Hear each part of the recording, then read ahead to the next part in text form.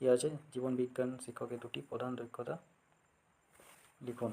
ওটা কী আছে, নির্ধারণ ও মূল্যায়নের মধ্যে দুটি প্রধান পার্থক্য টেবিল করে লিখুন। 3 নম্বরটা আছে অনেকেরই 3, বিদ্যালয়ে এই জীবনবিজ্ঞান শিক্ষণের ক্ষেত্রে একটি শিক্ষামূলক ভ্রমণের যে কোনো দুটি গুরুত্ব উল্লেখ করুন। দেখো এটার অ্যান্সারটা হয়তো পাবে না পরবর্তী ক্ষেত্রে, আমার ভিডিওতে এটা বলে দিচ্ছি, মনে আছে যে প্রয়োজনটা হচ্ছে যে আমরা যদি বাচ্চাদেরকে কোনো বোটানিক্যাল বা জুলজিক্যাল গার্ডেন বা অ্যাকোয়ারিয়ামে নিয়ে যাই, তাহলে কী হবে, বাচ্চাদের থিওরিটিক্যাল নলেজের সাথে সাথে প্র্যাকটিক্যাল নলেজটাও ভালোভাবে ডেভেলপ হবে।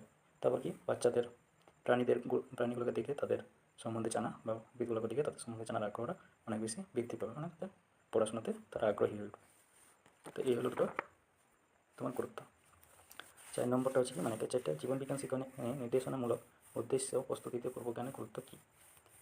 5 নম্বর আছে জীবনবিজ্ঞান শিক্ষণে মৎস্যধারে দুটি গুরুত্ব লিখুন।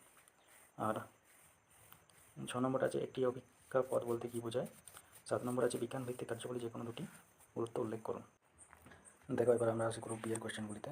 গ্রুপ বি এর কোয়েশ্চেনগুলিতে যে 2 নম্বর কোয়েশ্চেন যেটা আছে সেটা হচ্ছে অনুশিক্ষণ এর বৈশিষ্ট্যসমূহ আলোচনা করুন।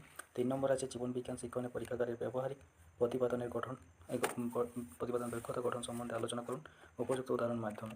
4 নম্বর আছে বিজ্ঞান ভিত্তিক কার্যাবলী যে কোনো 5টি গুরুত্ব আলোচনা করুন।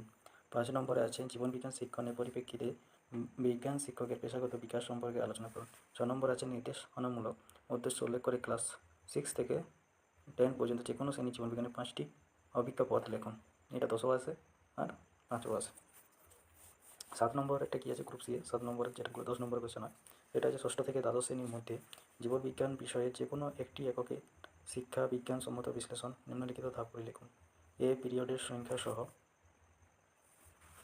এককের উপ একক বিশ্লেষণ করুন। বি নির্বাচিত উপ এককের পরিপ্রেক্ষিতে উপযুক্ত শিক্ষণ কৌশল আলোচনা করুন।